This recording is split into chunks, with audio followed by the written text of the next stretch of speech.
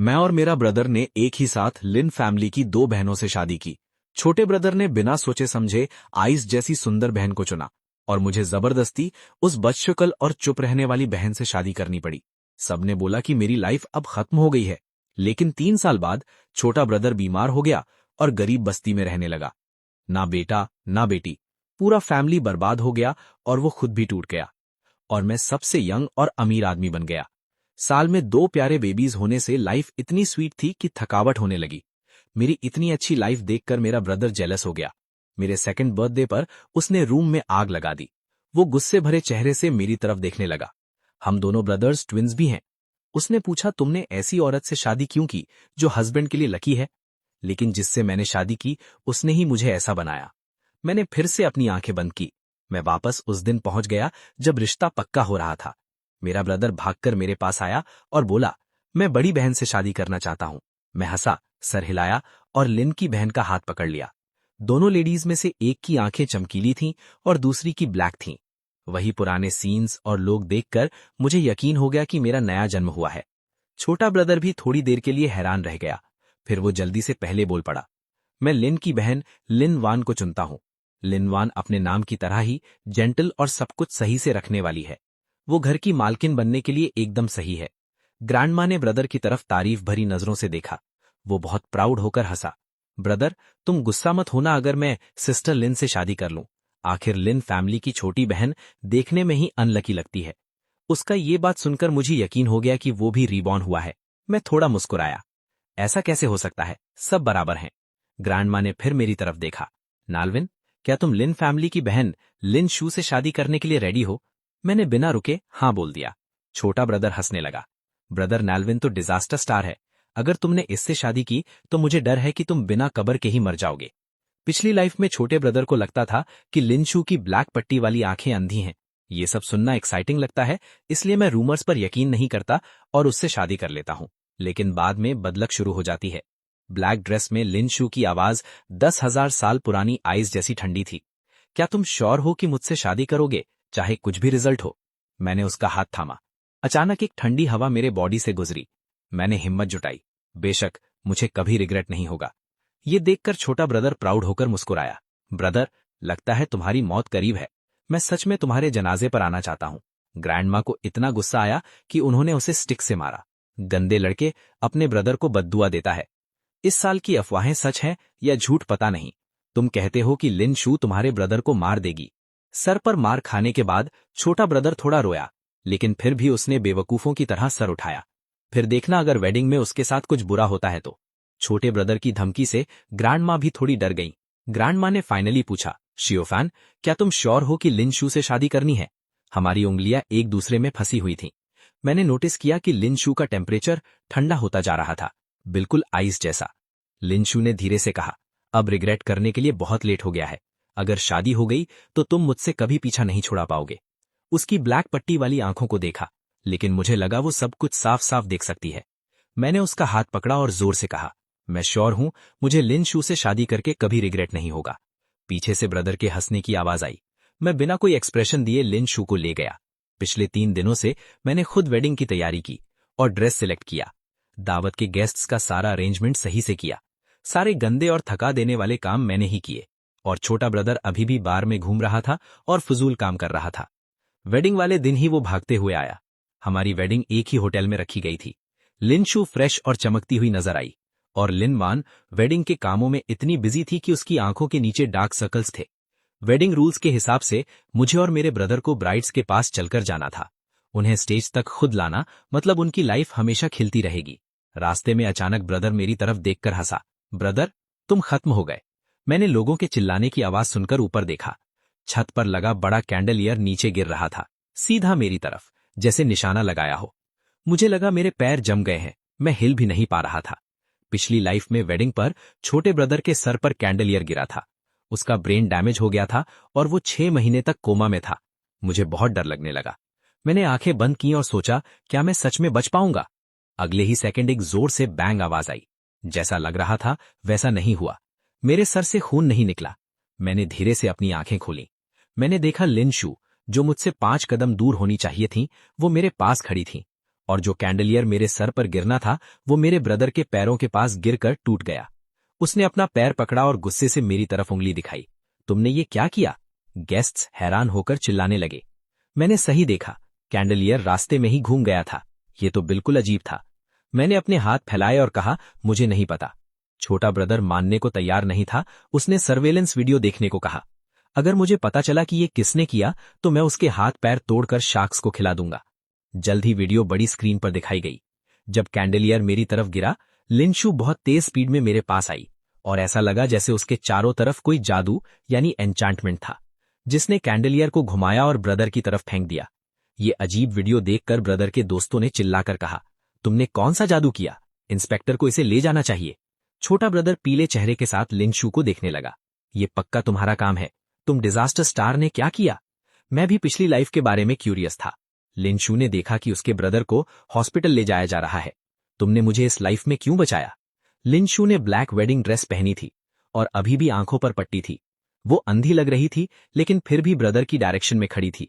हम पति पत्नी हैं तो मैं तुम्हें एक्सीडेंट होते हुए नहीं देख सकती। छोटा ब्रदर अचानक समझ गया, जरूर ये तुम्हारा ही भूत प्रेत का काम है। कैंडलियर मुझ पर क्यों गिरा? मैं तुम्हें मार दूंगा। मेरा छोटा ब्रदर ऐसी बातों का आदी था। उसके दोस्त लिनशू को थप्पड़ मारने ही वाले थे, तभी मैंने उन्हें लात मारकर हटा दिया और चिल्लाया, मेरी वाइफ को सिखाने की तुम्हारी बारी नहीं है। और वैसे भी वीडियो में उसने कुछ टच नहीं किया। इसका मतलब ये नहीं कि उसने ये किया है। मेरी बात एकदम सही थी क्योंकि वीडियो में सब साफ था। लिनशू बस मेरे पास भागकर आई थी और कुछ नहीं किया।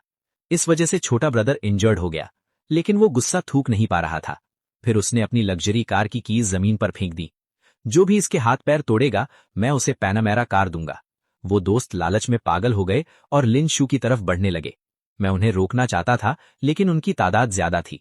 जल्द ही उन्होंने मुझे जमीन पर गिरा दिया और मैं हिल नहीं पा रहा था। जल्दी पुलिस को कॉल करो, मैंने गुस्से में चिल्लाया। मैंने लिनशू के साथ शादी की है, वो मेरी वाइफ है। मैं उसे चोट नहीं लगने दे सकता। लिनशू तुम्हारी भाभी है, मैंने ब्रदर को धमकाया लेकिन उसने एक न सुनी। मैं बहुत मायूस हो गया। मैंने अपनी आंखें बंद कर लीं। मैं लिनशू की हालत नहीं देखना चाहता था। लेकिन तभी वो लोग जो लिनशू को मारना चाहते थे वो सब किसी अनजान फोर्स से जमीन पर गिर गए। लिनशू मेरे पास आई और उन लोगों को लात मारी जो मुझे दबाए हुए थे। हेल्प हेल्प, उसने मेरे कान में धीरे से कहा। मैं ठीक हूं, अगर तुम नहीं होते तो मैं उनसे लड़ नहीं पाती। मुझे समझ नहीं आया वो क्या बोल रही है। पुलिस आई और सबको घेर लिया। सच्चाई जानने के बाद पुलिस ब्रदर और उसके दोस्तों को हॉस्पिटल और जेल ले गई। हालांकि उन्होंने लिनशू को चोट नहीं पहुंचाई थी, लेकिन उन्हें सबक मिलना जरूरी था। जाने से पहले ब्रदर ने गुस्से से लिनशू और लिन वान की तरफ देखा। उसने लिन वान को सबके सामने थप्पड़ मार दिया। कितनी अनलकी हो तुम, एक अंधी लड़की तुमसे बेहतर है। कहती थी कि तुम वेल्थ और ब्लेसिंग्स लाओगी, लेकिन शादी करते ही मैं लंगड़ा हो गया। लिन वान के चेहरे पर उंगलियों के निशान छप गए। वो इतनी मेहनत कर रही थी वेडिंग के लिए, लेकिन बिना वजह मार खाई। फिर भी वो धीरे से अपने हस्बैंड को मनाने लगी। आई एम सॉरी हस्बैंड, ये सब मेरी गलती है। छोटे ब्रदर को लगा लिन वान को हैंडल करना इजी है। वो गुस्से में उसका हाथ झटक कर पुलिस कार में बैठ गया। ब्रदर चला गया, गेस्ट्स भी चले गए। बस लिन वान वहां अकेली खड़ी रही। मैं उस बेवकूफ ब्रदर पर हंसा। उसे नहीं पता उसने क्या खोया है। रूमर था कि जब लिन फैमिली की ट्विन बेटियां पैदा हुई थीं, तब अजीब बातें हुई थीं। ईस्ट में बिजली और बारिश थी, लेकिन वेस्ट में सब शुभ यानी ऑस्पिशियस था। अगर तुम डिजास्टर लाने वाली लड़की से शादी करोगे तो बदलक आएगा। पानी पीते वक्त भी दम घुट सकता है। लेकिन अगर तुम लकी लड़की से शादी करोगे तो तुम्हारी किस्मत चमक जाएगी। लिन फैमिली के घर रिश्तों की लाइन लग गई थी। अगर मेरे पूर्वजों ने उनकी मदद ना की होती तो हमें शादी का मौका भी नहीं मिलता। क्या तुम्हें डर नहीं लगता कि मैं एक डिजास्टर गर्ल हूं? शादी की रात लिनशू ने मुझसे ठंडे लहजे में पूछा। मुझे भी ठंड लगने लगी और मैं कांपने लगा। पिछली लाइफ में मैंने उसकी बहन लिन वान से शादी की थी। वो सच में एक लकी लड़की की तरह थी। मेरी करियर अच्छी चली, मैं अमीर बन गया और मेरे बच्चे हुए। सब मीडिया कहती थी कि मैं दुनिया का सबसे हैप्पी आदमी हूं, लेकिन सिर्फ मैं जानता था कि इसके पीछे मुझे क्या कीमत चुकानी पड़ी थी। इसलिए इस लाइफ में मेरा बेवकूफ ब्रदर फंस गया। जब उसने पहली चॉइस की तो मुझे चैन मिला। मैंने लिनशू की पट्टी के नीचे देखा। उसका चेहरा बहुत सुंदर था। मैंने उसे हक किया और सर हिलाया। उसके बाद के दिनों में हम एक नॉर्मल कपल की तरह रहने लगे। इसी बीच एक ऑक्शन होने वाली थी। ये मेरे लिए किस्मत बदलने का मौका था। छोटा ब्रदर अपने पेरेंट्स का लाडला था। पापा ने मरने से पहले सारी प्रॉपर्टी उसे दे दी थी। मेरे पास सिर्फ एक पुरानी और कबाड़ जैसी कंपनी छोड़ी थी, तो ये गम्बलिंग स्टोन ही मेरा आखिरी चांस था। पिछली लाइफ में मैंने लिन वान की वजह से बहुत प्रॉफिट कमाया था और मैं रिचेस्ट मैन बन गया था। जब मैं और लिन शू वहां पहुंचे तो हमें मेरा ब्रदर और लिन वान मिले। ब्रदर, तुम्हारे पास तो बस वही रद्दी कंपनी है। तुम इस डिजास्टर स्टार के साथ यहाँ स्टोन गैम्बलिंग करने की हिम्मत कैसे कर सकते हो? तुम्हें सच में पैसे खोने का डर नहीं है? तभी आसपास से सबके हंसने की आवाज आई। हाँ, एक अंधे आदमी को साथ लाना शर्म की बात है।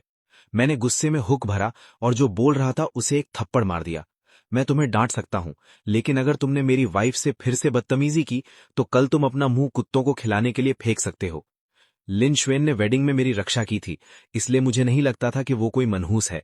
भले ही मुझे कोई पसंद न करे, लेकिन मैं लू फैमिली का बड़ा बेटा हूं। वो आदमी माना तो नहीं, पर उसे अपना गुस्सा पीना पड़ा। फिर मैं और लिन श्वेन एक सीट ढूंढकर बैठ गए। थोड़ी देर बाद ही पत्थर पानी की तरह बिकने लगे। मेरे छोटे भाई ने लिन वान की मदद से कुछ अच्छे स्टोन्स खरीद लिए। जब उसने देखा कि मेरी तरफ से कोई हल्ला गुल्ला नहीं है तो वो मजाक उड़ाने लगा। इस तरह की मनहूस लड़की के पास कोई विजन नहीं होता। ऊपर वाली सब अच्छी चीजें हैं, पर यहाँ कोई हल्ला नहीं है। ये सच में मेरी वॉन जैसी अच्छी नहीं है। छोटे भाई ने बड़े गर्व से लिन वान को गले लगाया। लिन वान उसकी बाहों में सिमट गई। मेरी तेज आंखों ने देखा कि उसके शरीर पर नील ब्रूजेस पड़े थे। उसके मुंह के कोने में अभी भी खून के निशान थे। उसकी आंखों में एक काला सा साया था। अपने छोटे भाई को देखकर मैं बस बोलने ही वाला था, तभी लिन श्वेन ने मेरे कान में धीरे से कहा, मेरे पति ने स्टोन की एक फोटो ली। मैंने स्टेज पर देखा तो वो एक गड्ढा जैसा बहुत ही घटिया क्वालिटी का स्टोन था। इस तरह के स्टोन्स को एक्सपर्ट्स काटने से भी मना कर देते हैं। लिन श्वेन ने मेरा हाथ पकड़ा और जल्दी से बोली, मेरे हस्बैंड पर भरोसा करो। मैंने उसका ठंडा हाथ अपने हाथ में पकड़ा। हुआ लैन ने साइन बोर्ड ऊपर उठाया और जोर से चिल्लाया। तभी चारों तरफ से हंसने की आवाज आई। उसने सच में उस अंधे पर भरोसा कर लिया। मुझे भी इस कचरे स्टोन पर बोली लगानी है। ऐसा माल जो कुत्ते भी नहीं चाहते, उसे किसने इतनी हिम्मत दी? एक गंदा माल खरीदने के लिए 1 मिलियन खर्च कर दिए। छोटा भाई जोर से हंसा। भाई, मुझे पता है तुम पेरेंट्स से जलते हो और मेरे लिए बुरा फील करते हो, पर तुम मेरा ध्यान नहीं खींच सकते। उसने जानबूझकर एक टूटे हुए स्टोन पर हाथ मारा। जब वक्त आएगा इसे काट कर देखना, फिर रोना मत और बदलने की कोशिश मत करना। यहाँ के रूल्स तुम्हें मजाक करने की इजाजत नहीं देते। मैं हंसा और अपनी कलाई से रोल्स रॉयस की चाबी निकाली और टेबल पर पटक दी। और क्या तुम मुझसे शर्त लगाने की हिम्मत रखते हो? अगर मैं हारा तो ये कार तुम्हारी। छोटा भाई ऐसे हंसा जैसे किसी जोकर को देख रहा हो। भाई, तुमने 2 साल तक बिजनेस करने के लिए बहुत मेहनत की है। बस इस कार का नाम लो, ये तुम्हारी सबसे कीमती चीज है। वर्किंग कैपिटल मत देना। शर्त लगाना हारने वाले का काम है। मैंने गुस्से में कहा, तुम्हारी हिम्मत है या नहीं? मेरे भाई को पता था कि मेरा मिजाज ऐसा नहीं है कि मैं बिना सोचे समझे कुछ करूं। वो थोड़ा हिचकिचाया। तभी लिन वान ने उसे पीछे से धक्का दिया। उसने अपने दांत पीसे और मुझे बताया कि वॉर्नर एक लकी स्टार है, और वो है, पर मैं तुम्हारी तरह कंजूस नहीं हूं। मैं शहर के बाहर वाली जमीन यूज करूंगा जिसमें कंपनी के 20% शेयर्स हैं। अगर तुम हार गए तो तुम दोनों घुटनों पर बैठकर मुझसे माफी मांगोगे। मैंने हाथ उठाया और अपने पीछे खड़े बॉडीगार्ड से एग्रीमेंट साइन करने को कहा। मैंने सिर हिलाया। ये अच्छा है, पर अफसोस तुम्हारे पास ये मौका नहीं है। मैंने ये सारी अच्छी चीजें ले ली हैं। अचानक आसपास से फिर हंसी आई। क्या ये लू डाशाओ पागल हो गया है जो एक अंधी से शादी कर ली? इस तरह के टूटे स्टोन पर पैर रखना भी मेरे लिए गंदा है, और लू डाशाओ का स्टोन तो एक झलक में ही दिख रहा है। कोई हैरानी नहीं कि मिस्टर लू ने मरने से पहले फैमिली बिजनेस उसे नहीं दिया। ये ढंग तो कब का खत्म हो चुका है। होस्ट मेरी दोस्ती की वजह से मुझे समझा रहा था। लू डाशाओ, स्टोन खुलने से पहले तुम शर्त वापस ले सकते हो। एक बार ये कट गया तो कोई रास्ता नहीं बचेगा। मैंने लिन का ठंडा हाथ पकड़ा और बिना सोचे समझे कहा, ठीक है, इसे खोलो। होस्ट ने मुझे एक निराशा भरी नजर से देखा। 2 स्टोन सबके सामने खोले गए। जैसे ही स्टोन टटा, मेरा दिल धक धक करने लगा। लिन श्वेन की आंखें लिन जुआन जितनी साफ नहीं थी। मुझे नहीं पता था कि मैंने सही शर्त लगाई है या नहीं। उसी वक्त आसपास के लोगों में एकदम से शोर मच गया। वायलेट रंग तो असली इंपीरियल पर्पल निकला। ट्रे में रखा वो स्टोन चमक रहा था। उसमें से एक तेज रोशनी निकल रही थी। छोटे भाई का इंपीरियल ग्रीन अच्छी कंडीशन में नहीं था। वायलेट के सामने उसकी चमक एक साधारण पत्थर की तरह फीकी पड़ गई। छोटे भाई का चेहरा पीला पड़ गया और उसने होस्ट को पकड़कर पूछा, क्या तुमने ऐसे पत्थर यूज किए? इतना टॉप क्वालिटी माल निकलना नामुमकिन है। मैं रिकॉर्डिंग चेक करना चाहता हूं, ये नामुमकिन है। ऑर्डर मेंटेन करने वाले बॉडीगार्ड ने आगे बढ़कर भाई को पकड़ लिया। होस्ट ने अपना हाथ उससे छुड़ाया और गुस्से में मॉनिटर भाई के मुंह पर दे मारा। लू शाओ, ध्यान से देखो, ये स्टोन सच में काटा गया है। ये नकली नहीं हो सकता। छोटे भाई का चेहरा सफेद हो गया। मैंने सर्वेलेंस को बार बार देखा और डर में फोन गिरा गया। मेरे लिए स्टोन काटना जारी रखने की एप्लीकेशन देना नामुमकिन है। छोटे भाई ने अपने आप को समझाया, उसका स्टोन तो एक स्टीम्ड बन जितना छोटा है, शायद ये बस ऊपर ऊपर से है। मेरा टुकड़ा बहुत बड़ा है, पूरा खुलने से पहले विनर तय नहीं होता। मैं बेबस होकर हंसा। मेरा भाई सच में उन शर्तों को बचाने के लिए बहुत लड़ रहा था। भाई ने मुझे हंसते हुए देखा, अपना होश वापस लिया और बोला, ज्यादा गर्व मत करो, ये स्टोन अभी पूरा नहीं हुआ है। भले ही ये वायलेट हो, अगर ये बस बीन सीड्स निकला तो इसे महंगे दाम पर नहीं बेच पाओगे, और एक पूरा इंपीरियल ग्रीन का टुकड़ा अनमोल होता है। मैंने बिना यकीन के हाथ हिलाया। तो फिर सब खोल दो, पर मेरा स्टोन, इसे मशीन से धीरे धीरे घिसना पड़ेगा, क्योंकि मैं उसे सबके सामने हराना चाहता था। तो इसे अच्छे से करो। भले ही होस्ट परेशान था, पर उसने मेरे कहने पर स्टोन घिसना शुरू किया। जब स्टोन पूरा खुल गया, मैंने भाई का इंपीरियल ग्रीन देखा। मेरे स्टोन में सिर्फ सूखे सीड्स थे जो पूरे वायलेट रंग के थे। ओ मेरे भगवान, ये तो पूरा वायलेट निकला, ऐसा वायलेट जो 100 साल में एक बार दिखता है। सिर्फ इस स्टोन की कीमत करोड़ों में है। लियू अर्शाओ अमीर हो गया। ये लियू अर्शाओ का इंपीरियल ग्रीन इस वायलेट के सामने बस एक कचरे का टुकड़ा है। लियू अर्शाओ ने अभी अपनी पूरी दौलत की शर्त लगाई थी, अगर तुमने सच में ये दे दिया तो मैं सड़क पर नहीं रहना चाहता। हा हा। अपने आसपास की आवाजें सुनो। छोटे भाई का चेहरा लोहे जैसा हो गया था और उसके दांत पिस रहे थे। वो चुपके से भागना चाहता था, पर दरवाजे पर खड़े सिक्योरिटी गार्ड्स ने उसे पकड़ लिया। जबरदस्ती उसके हाथ का निशान लिया गया। पूरा कॉन्ट्रैक्ट मिलने के बाद मैं खुशी से मुस्कुराया। इस पैसे से मैं अपनी पुरानी जिंदगी की यादों के सहारे फिर से अमीर बन सकता हूं। मैंने लिन श्वेन का हाथ पकड़ा और उसका शुक्रिया अदा किया। थैंक यू लिन श्वेन। लिन श्वेन ने मेरी बाहों में सर रखा। उसके चेहरे पर एक प्यारी सी मुस्कुराहट थी। ये प्यारा सीन देखकर भाई की आंखों में जलन हुई। वो धीरे से मेरे पास आया। उसका चेहरा बिगड़ा हुआ था और उसका शरीर कांप रहा था। उसने पागलों की तरह लिन श्वेन का हाथ खींचा। लिन श्वेन, तुम मेरे भाई की मदद क्यों करना चाहती हो? क्या तुम मनहूस नहीं हो? तुम पक्का एक मनहूस हो। तुम मेरे भाई की बार बार मदद क्यों करना चाहती हो? वो इतने जोर से चिल्ला रहा था। मैंने लिन श्वेन को अपनी बाहों में लिया और उसे लात मारकर दूर कर दिया। गुस्से में कहा, ध्यान से देखो, वो तुम्हारी भाभी है। तुम अपने हाथ पैर कहां चला रहे हो? छोटा भाई जमीन पर गिर गया और उसकी आंखें लाल थीं। भाई, मेरे साथ हमेशा ऐसा क्यों होता है? क्यों तुमने एक मनहूस से शादी की, फिर भी सब कुछ इतना आसान क्यों है? वो उठा और लिन वान को लात घूंसे मारने लगा। क्या तुम लकी स्टार नहीं कहलाती? क्यों तुम मेरे लिए गुड लक नहीं ला सकी? मुझे अपना सारा लक दे दो, वरना मैं तुम्हारे हाथ पैर काट दूंगा। लिन वान ने अपना सर पकड़ लिया। उसकी लगातार माफी ने भाई का दिल नहीं पिघलाया। आसपास के लोग इशारा करने लगे। लगता है लियू अर्शाओ ने एक मनहूस की शादी कर ली है। न सिर्फ उसने वेडिंग में अपने पैर खोए, बल्कि ये उसके बर्बाद होने का कारण भी बनी। जो स्टोन उसने चुना था, एक्सपर्ट्स ने पहले ही देख लिया था, वो पूरा हरा हो सकता था। किसने सोचा था कि वो बीन सीड्स निकलेगा? ये पक्का इस मनहूस का ही काम है। आसपास के लोगों की बातें भाई के कानों तक पहुंची। उसने और भी ज्यादा मारना शुरू कर दिया। मैंने बस एक बार लिन वान की तरफ देखा और नजर हटा ली। छोटा भाई लिन फैमिली की बेटियों को नहीं जानता था। वो कोई मनहूस या लकी स्टार नहीं है। जो मास्टर ने कहा था वो बिल्कुल सही नहीं है। वो ब्लेस्ड है, साथ ही वो तबाही भी लाते हैं। लिन श्वेन और बाकियों से शादी करो तो उनका बहुत ख्याल रखना पड़ता है।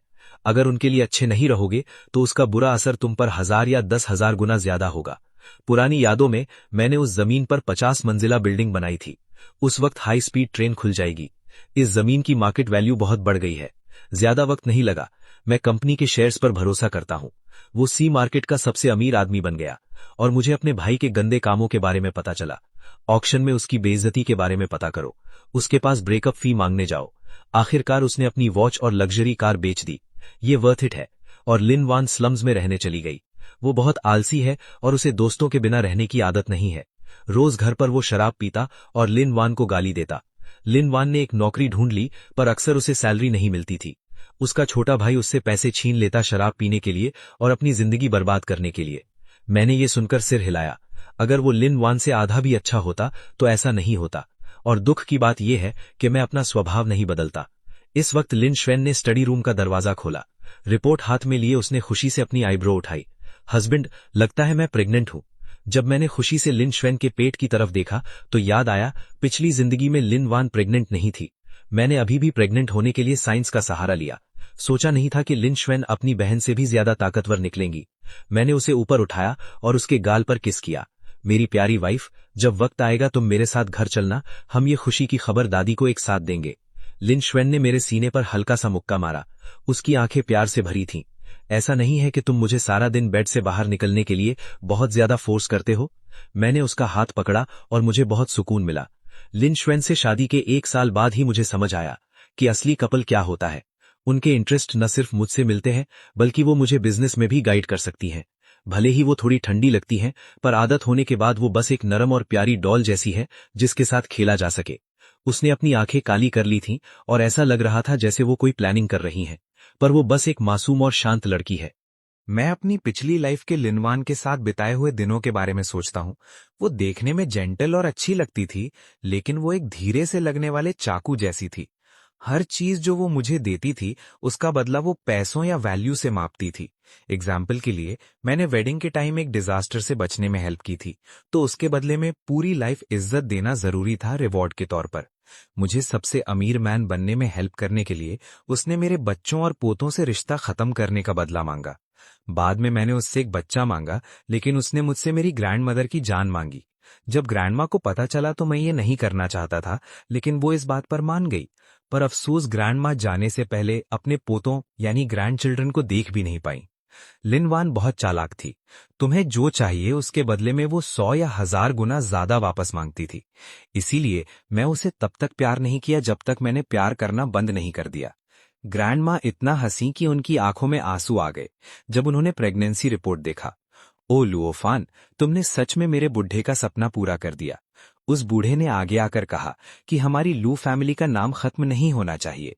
फाइनली मुझे सुकून मिला। ग्रैंडमा ने खुशी से अपने पति की फोटो पकड़कर कांपने लगी। मैंने जल्दी से ग्रैंडमा को उठाया। ग्रैंडमा, ऐसी बुरी बातें मत कहो, मेरी बात सुनो। अभी अपना सामान पैक करो, मेरे साथ रहने चलो। ये एक बहुत बड़ा बिजनेस है। अगर छोटा भाई सब कुछ पलटना चाहता है तो उसे फैमिली बिजनेस के लिए लड़ने के लिए एक बच्चा चाहिए होगा, लेकिन बच्चा होने का मतलब है ग्रैंड मदर की जान लेना। जल्दी से ग्रैंडमा को शिफ्ट करो जब तक मेरा भाई वापस नहीं आता। ये लाइफ का एक्सचेंज करना भगवान के रास्ते यानी हेवेंस वे के खिलाफ है। लिनवान को ग्रैंड मदर की बॉडी को टच करना होगा अगर वो ये जादू करना चाहती है, इसलिए मैं उसे ग्रैंड मदर को टच नहीं करने दे सकता। जब ग्रैंडमा कार में बैठने वाली थी, मैंने उनकी हेल्प की। तभी एक बहुत फास्ट कार आई और हमसे टकरा गई। लास्ट मोमेंट पर मैंने ग्रैंडमा और लिन शू को गले लगा लिया। ये दोनों मेरी लाइफ की सबसे इंपॉर्टेंट औरतें हैं। उन्हें अपने बाहों में प्रोटेक्ट किया। अगर कार ऊपर से निकल भी जाए तो उन्हें सिर्फ थोड़ी सी चोट लगेगी, लेकिन मैंने क्रिटिकल मोमेंट पर यह एक्सपेक्ट नहीं किया था। लिन शू ने सडन अपनी आंखों से ब्लैक कपड़ा हटा दिया। एक गोल्डन लाइट कार पर पड़ी। कार ने अपना रास्ता बदल लिया और दरवाजे के स्टोन पिलर से टकरा गई। कार वहीं पर खराब हो गई और आग लग गई। जब मैं ये देखकर शॉक था कि लिनशू अंधी नहीं है, तभी कार से जो बंदा नीचे गिरा वो उसका छोटा भाई था। उसका चेहरा खून से भरा था, उसके पैर टूटे हुए यानी फ्रैक्चर्ड थे और वो हमें घूर रहा था। तुम लोग मरते क्यों नहीं? ग्रैंडमा, क्या आपको अपना बड़ा पोता नहीं चाहिए? लिनवान ने मुझसे कहा था अगर आप मर जाओ तो वो हमारी फैमिली के लिए एक बड़ा पोता देगी। तुम मरते क्यों नहीं? लुओफान एंड लिनशू, जल्दी मर जाओ, फैमिली की सारी प्रॉपर्टी मेरी है। छोटा भाई पूरी तरह पागल हो गया था। वो सिर्फ फैमिली बिजनेस के बारे में सोच रहा था, लेकिन उसकी बुरी आदतें इस जगह के बिजनेस को बर्बाद कर देंगी। ग्रैंडमा गुस्से और परेशान थी। नफरत के आंसू उनकी आंखों में थे। तुम पागल हो गए हो मिंशा, तुम इतना छोटा बिजनेस कैसे संभाल लोगे? कार ने मुझे मारने की कोशिश की। मैं भी बहुत ज्यादा ठंडा पड़ गया था। छोटा भाई बचपन से नॉटी था, लेकिन उसका दिल बुरा नहीं था। मैं नहीं जानता कि वो बड़े होकर ऐसा कैसे बन गया। जब मैं छोटा था आपने कहा था कि अगर मैं छोटा हूं तो मेरे पेरेंट्स मेरे लिए बुरा फील करेंगे। उन्होंने विल बनाई और प्रॉपर्टी का ज्यादा हिस्सा मुझे दिया, वरना अब बुढ़ी औरत कब का मेरे बड़े भाई को दे देती। मैं बस तुम सबको कार से उड़ाकर मार दूंगा। ये अच्छे दिन मेरे होने चाहिए। छोटा भाई पागल हो गया था। वो कुछ सुनने को तैयार नहीं था। मैंने गुस्से में कुछ कहने की कोशिश की। लिन श्यू ने अपने भाई के मुंह पर थप्पड़ मारा। ये सब तुम्हारा अपना किया धरा है। तुम दिन भर दारू पीते रहते हो। तुम मेरी बहन को मारते या डांटते हो। ब्लैक कपड़ा हटने के बाद वो बहुत ठंडी और खूबसूरत लग रही थी और उसका छोटा भाई हैरान था। उसने पूछा, तुम देख कैसे सकती हो? क्या ये सब तुमने किया? लिन शू ने उसका हाथ झटक दिया। मैं पहले से अंधी नहीं हूं। मेरी आंखें साफ हैं और फ्यूचर देख सकती हैं। ये डिजास्टर से भी बचा सकती है, लेकिन सिर्फ 2 बार यूज हो सकती है। इसीलिए मैंने अपनी आंखें ब्लैक सैटिन से ढक ली थी, क्योंकि तुम फिर से हमें मारना चाहते हो। ये सच में तुम्हारी अपनी गलती है। छोटे भाई की आंखों में नफरत थी। उसने लिन शू का पैर पकड़ने की कोशिश की। अगर मुझे पता होता तो मैं तुम दोनों बहनों को मार देता। तुम सब मुझे नुकसान पहुंचाने आए हो। मैंने लिन शू को अपने बाहों में खींचा और अपना एक पैर भाई के मुंह पर रखा। तुम फिर से गाली देने की कोशिश करो। तुम्हारे पास सबसे अमीर आदमी बनने का चांस था, लेकिन तुमने दिन भर दारू पी और कुछ नहीं सीखा, यहाँ तक कि लिनवान को भी मारा। ये सब तुम्हारी अपनी चॉइस है। तुम अपनी गलती नहीं देखना चाहते। तुम जानते हो कि इस तरह के एंड के लिए तुम दूसरों को ब्लेम नहीं कर सकते। छोटे भाई के दांत टूट गए थे और वो रोते हुए कुछ बोल रहा था। उसकी आंखें जलन से लाल थीं। मैंने लिन शू का हाथ पकड़ा। मुझे जाना होगा क्योंकि उसका जीना मेरी से कोई मतलब नहीं रखता।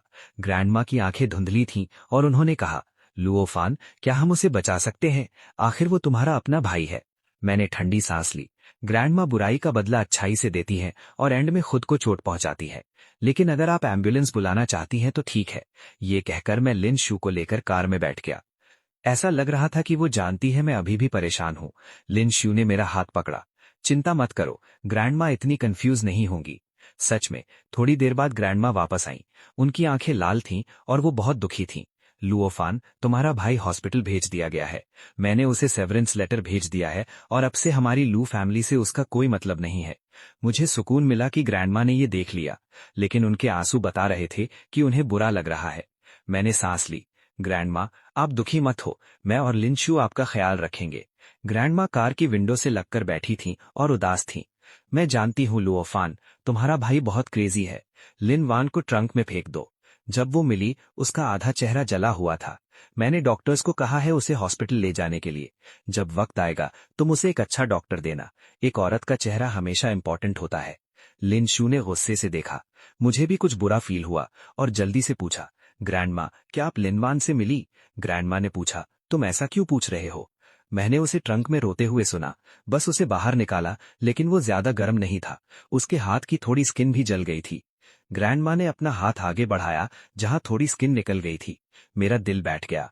सडन, ग्रैंडमा, आप कंफ्यूज हो गई हैं। ग्रैंडमा हैरान थी। लुओफान, तुम मेरे बारे में ऐसा कैसे कह सकते हो? लिन वान भी तो एक इंसान है। ग्रैंडमा, आपको पता है कि लिन वान आपकी जान लेना चाहती है। मेरा गुस्सा थोड़ा बढ़ गया। ग्रैंडमा मुझे एक बच्चे की तरह डर कर देखने लगी। मैंने गहरी सांस ली। गुस्सा खत्म हो गया और शर्म महसूस हुई। ये मेरी गलती है कि मैंने ग्रैंडमा को पहले सब क्लियर नहीं किया। लेकिन किसने सोचा था कि लिन वान ट्रंक में जल जाएगी? उसने ग्रैंडमा की अच्छाई का फायदा उठाया। मैंने परेशानी में अपना सर रगड़ा और लिन शू की तरफ देखा। क्या मेरी वाइफ कुछ कर सकती है? लिन शू का चेहरा सीरियस था। मेरा दिल बैठ गया। मेरे पेरेंट्स मेरे भाई की तरह मुझसे ठंडे थे। जब मैं छोटा था मुझे किंडरगार्टन में भूल गए थे। वो ग्रैंडमा ही थी जो टाइफून में आई थी, अपना पैर तोड़वा लिया और मुझे घर ले आई। वो 6 महीने तक चल नहीं पाई थी, इसलिए मैं इस लाइफ में ग्रैंडमा को लेने जल्दी आया। मैं चाहता हूँ वो मेरे पास रहें और उनके बहुत सारे पोते पोतियां हों। मेरा दिमाग खराब था। मैंने स्टीयरिंग व्हील पर हाथ मारा। मैंने सोचा नीचे जाकर लिनवान से बात करूं। तभी लिन शू ने मुझे रोका। उसने एक गहरी सांस छोड़ी। सिर्फ एक लास्ट चांस है। उसकी आंखों में गोल्डन लाइट चमकी। ऐसा लग रहा था वो किसी और दुनिया को देख रही है। थोड़ी देर बाद वो लाइट चली गई। हस्बैंड, उसके पास अकेले मत जाओ, हम साथ चलते हैं। गोल्डन आइज फ्यूचर देख सकती है। मेरी बहन अभी लू मिंगशू हॉस्पिटल भाग रही है। मैंने शुक्रिया अदा करते हुए लिन शू का हाथ पकड़ा। ड्राइवर ने कार हॉस्पिटल की तरफ तेज भगाई। हॉस्पिटल में लिन वान ने अपना बड़ा पेट पकड़ा था और उस वार्ड में गई जहां उसका भाई था। वहां पहुंचते ही मेरी आंखें फटी रह गईं।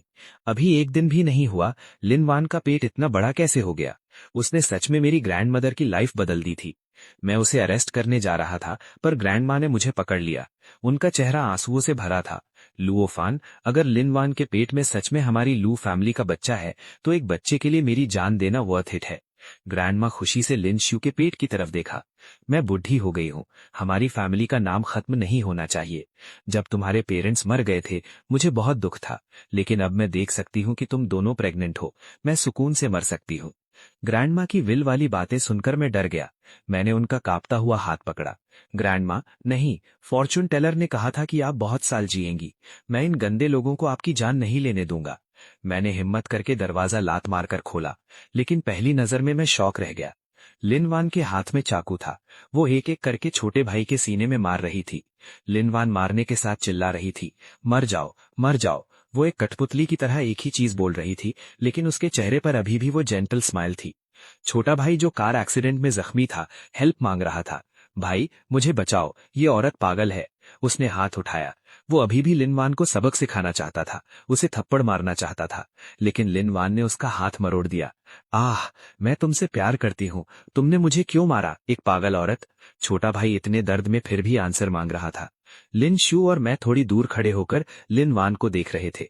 पिछली लाइफ की लिनवान बदले की चिंता करने के अलावा इतनी पागल नहीं थी। वो अपने नाम की तरह जेंटल और प्यारी थी, कभी गाली नहीं देती थी, यहाँ तक कि एक चींटी के मरने पर भी आधा दिन रोती थी। किस चीज ने उसे ऐसा बना दिया? लिनवान ने गुस्से में चाकू पकड़ा और कहा, अगर तुम मुझसे प्यार नहीं करते थे तो मुझे क्यों चुना? तुमने मेरे साथ बुरा किया, तुमने मुझे मारा और डांटा। तुम एक हस्बैंड जैसे बिल्कुल नहीं हो। तुमने मेरी बहन को क्यों नहीं चुना जैसे पिछली लाइफ में किया था? उसे अपने ऊपर गुस्सा होने देते, मुझे क्यों चुना? मर जाओ, मर जाओ। ये सुनकर मैंने सोचा, क्या ये दोनों बहनें भी रीबर्थ हुई हैं? छोटे भाई ने भीख मांगी। लिनवान, मेरी गलती है, मैं तुमसे भीख मांगता हूँ, मुझे मत मारो। मैं सच में गलत हूँ, मैं तुम्हें सब कुछ दे दूंगा, मैं तुम्हें कभी नहीं मारूंगा, प्लीज मुझे जाने दो। लेकिन इस वक्त लिनवान कुछ नहीं सुन रही थी। जल्द ही छोटे भाई की आवाज धीरे धीरे खत्म हो गई। वो आंखों में रिग्रेट और डर लेकर मर गया। जो ग्रैंड मदर लेट पहुंची, उन्होंने ये देखा। मैं तुरंत फेंट हो गया। Grand mother? मैंने जल्दी से अपनी ग्रैंड मदर को पकड़ा और सोचा ये लिन वान का घोस्ट है। इसलिए मैंने ग्रैंड मदर को डॉक्टर के पास दे दिया और लिन वान का गला दबा दिया। आवाज बहुत कोल्ड थी। तुमने मेरी ग्रैंडमा के साथ क्या किया? जल्दी उनकी फेट वापस करो। मैं उसकी आंखों में देख रहा था। अगर उसने मेरे साथ कोई ट्रिक करने की कोशिश की तो मैं पक्का उसे मार डालूंगा। एटमॉस्फेयर एकदम टेंशन वाला था। लिन शियू भी साइड में अनईजी होकर खड़ी थी, पर उसने मुझे रोका नहीं। लिन वान ने मुझे देखा, जिंग रान, और एक पागल जैसा प्यार भरा गेज दिखाया। लू वैन, मेरा भी रीबर्थ हुआ है। मैंने ग्रैंडमा के साथ कुछ नहीं किया। ये लू मिंजा की लाइफ थी जो मेरे पेट के बच्चे के बदले चली गई। अपनी पुरानी लाइफ में मैंने अपने थॉट्स को नहीं पहचाना था। तुम्हारे लिए कोल्ड थी। जब मेरा ट्रंक में रीबर्थ हुआ तब मैंने पहचाना। ऐसा नहीं है कि मैं तुम्हें पसंद नहीं करती थी, बस मैंने कभी किसी को प्यार करना सीखा ही नहीं था। उसने पागल की तरह अपना फेस मेरे हाथ पर रखा और ऑब्सेसिवली बोला, अब मैंने पहचान लिया है, क्या तुम मुझसे फिर से मैरी करोगे? मैं इन बातों से पूरा मैसअप हो गया था। उस कार एक्सीडेंट ने लिन मान को वापस लाइफ दे दी और वो सच में मुझे पसंद करने लगी। मैंने फ्राउन किया। लिन मान बहुत क्लिंगी है। मैंने अपनी प्रीवियस लाइफ में कभी ऐसा सोचने की हिम्मत नहीं की थी। प्रीवियस लाइफ में शादी के बाद मैं भी उसे पसंद करता था। मैंने एक अच्छा हस्बैंड बनने की कोशिश की और उसे सॉफ्ट भावे बात की। उसने एक बार देखा मैं स्काई लैंटर्न्स जला सकता हूं और सारे लॉट्स की पिक्चर्स ले सकता हूं। उसने मुझे पसंद किया और हंड्रेड्स ऑफ किलोमीटर्स ड्राइव किया, उसे एक रात स्टारी स्काई दिखाने ले गया। पर मैंने जितना भी केयर दिखाया, बदले में सिर्फ लिन वान की बोर्डम मिली। मैंने उससे प्रेफरेंसेस के बारे में बात की। उसने कहा ये इंटरेस्टिंग नहीं है। मैंने उससे हवा और चांद, विंड एंड मून की बात की और उसने कहा वो बिजी है। 2 बच्चों के बर्थ के बाद उसने उनकी केयर करने का बहाना बनाया। मेरे साथ उसका रिलेशनशिप और भी दूर होता गया। ये फीलिंग दिन ब दिन खत्म हो गई। आउटसाइडर्स को लगता था कि हम हस्बैंड वाइफ प्यार में है, एक बच्चा 2 को होल्ड कर रहा है, पर ये प्रैक्टिकल है, ये बस टेस्टलेस था। इसलिए बाद में जब मैं अपने भाई के हाथ जलकर मर गया तो मुझे थोड़ा रिलीफ मिला। फाइनली मुझे लिन मान को फॉलो नहीं करना पड़ेगा, वो बोरिंग लाइफ नहीं जीनी पड़ेगी। लिन शियू मुझे नर्वसली देख रही थी। उसने कहा वो बातों में थोड़ी कच्ची है, पर मुझे खोने से डरती है। हस्बैंड, तुम अब मेरे हो, तुम मेरे हस्बैंड को नहीं छीन सकते। मैंने लिन शियू को शॉक में देखा। मेरे हार्ट में एक स्वीटनेस थी। मैंने एक्सपेक्ट नहीं किया था कि लिन शियू जो इतनी चुप रहती है, वो मुझे जीतने के लिए अपनी सिस्टर की अगेंस्ट चली जाएगी। लिन वान को अपनी सिस्टर की थ्रेट की कोई परवाह नहीं थी। उसकी आंखों में मेरे लिए अट्रैक्शन था। लू वान, मैंने सच में ग्रांडमा को हर्ट नहीं किया, क्या तुम फिर से मेरे साथ रहोगे? मैंने अपनी आंखें नीचे कर लीं। लिन शियू के हाथ टाइट थे और उसका एक्सप्रेशन टेंस था। लिन वान ने अपना फेस उठाया और प्राउडली स्माइल किया। उसी मोमेंट पर मैंने लिन वान को कोल्डली जमीन पर फेंक दिया, जैसे कचरा फेंकते हैं। सबसे अच्छा होगा अगर तुम ग्रैंडमा को टच ना करो, पर प्लीज याद रखना, अब हमारे बीच सिर्फ बड़े भाई और छोटी बहन जैसा रिश्ता रहेगा। मैंने लिन शियू को अपने आर्म्स में ले लिया। लिन शियू और मैं हस्बैंड वाइफ है। आई होप तुम बकवास बंद करोगी, क्योंकि लू मिंगजो मारा गया है तो लॉ के हिसाब से जज होने दो। मैं एक ट्रेडिशनल मैन हूं, लाइफ में सिर्फ एक ही पर्सन को आइडेंटिफाई करता हूं।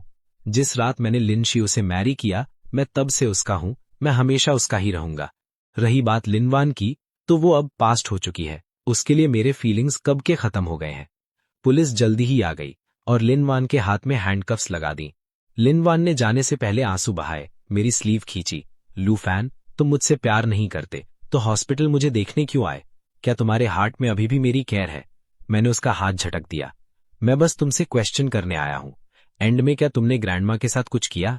रही बात केयर की, तो लिन वान की डेस्परेट गेज के नीचे लिन श्यू और मैं हाथ पकड़कर ग्रैंडमा के वार्ड की तरफ चले गए। लिन वान की रिग्रेटफुल चिल्लापल्ली दरवाजे के बाहर से आ रही थी। लू फैन, हस्बैंड, सॉरी, मैं कंफ्यूज थी। तुम मुझे फॉरगिव कर दो। मैंने अपने दिल को पहचान लिया है। मैं तुम्हारे लिए फिर कभी कोल्ड नहीं रहूंगी। तुम मुझे फॉरगिव कर दो। हम अच्छे से रहेंगे। हस्बैंड, अब मैं तुम पे काउंट नहीं करूंगी। मेरी मिस्टेक के लिए फॉरगिव कर दो। उसकी वो रोने वाली रिपेंटेंस दूर होती गई जब तक वो गायब नहीं हो गई। लिन श्यू जितना सुन रही थी उतनी नर्वस हो रही थी।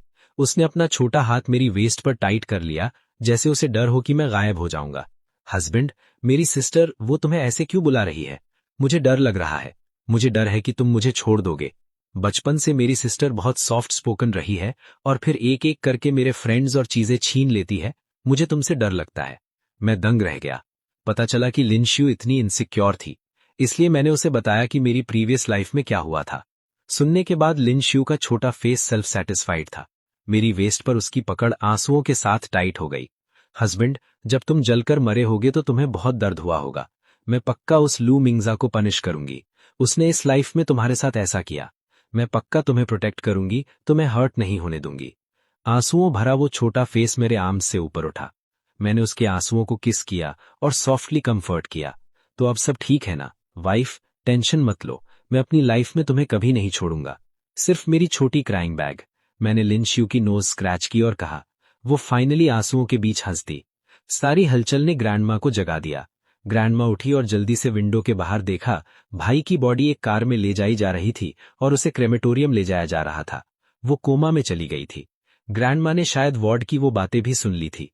उन्होंने एक लंबी सांस ली। उनकी आंखों के कॉर्नर में रिमोस चमक रहा था। सीनरी फ्रेग्रेंट है, पर जिन दो लोगों की तुम्हें आदत थी उन्होंने अपनी लाइफ बेकार में खो दी। लिंग श्याओ, मेरे छोटे ग्रैंडसन, तुम बड़े क्यों हो गए? मैं और भी कंफ्यूज हो गई हूं। ग्रैंडमा ने अपना कॉम्प्लिकेटेड फीलिंग निकालने के लिए हॉस्पिटल बेड पर हाथ मारा। मैं और शियू ने एक दूसरे को देखा और जल्दी से उन्हें कंफर्ट करने गए। लिंग शियू के बर्थ के दिन लिन वान की सेंटेंस भी आ गई। उसे इंटेंशनल होमिसाइड के लिए डेथ सेंटेंस मिली। क्योंकि उसने अभी बच्चा दिया था, इसलिए उसे 2 साल के लिए सस्पेंडेड डेथ सेंटेंस मिली। बच्चे को भी ग्रैंडमदर ने पालने के लिए उठा लिया। मैंने अपनी ग्रैंडमदर का हैप्पी लुक देखा। लिंग शियू ने एक डॉटर को बर्थ दिया। मैंने उसका नाम लिंग युआन रखा। आई होप उसकी लाइफ स्मूथली जाए। लकी स्टार स्प्रिंग्स ने कुछ अचीव किया। हम एक 3 लोगों की फैमिली है। हम हमेशा हैप्पी रहेंगे।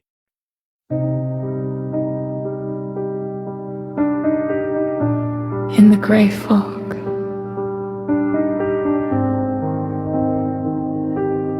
we praise the fool. Praise the fool beneath the silent dome. Grey fog curls where gods lost their throne. Indisputable, he stands alone, a broken crown, a nameless god. The distant star cuts through the night, cold revelation burning bright. Praise the fool, the unseen flame.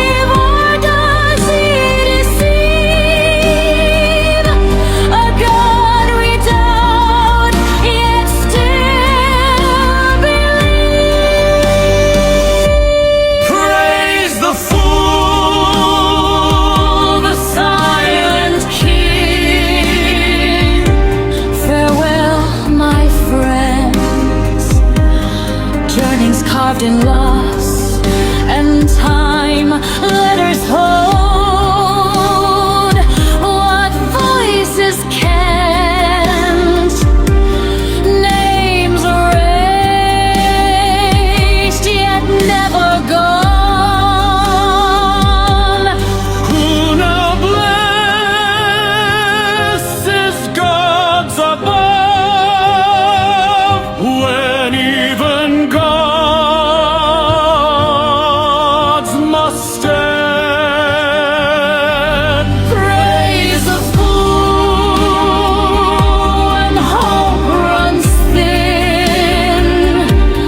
At the edge where dreams begin, dream of home, a voice is true, for beyond your sleep, we are waiting for you. Even the longest journey must come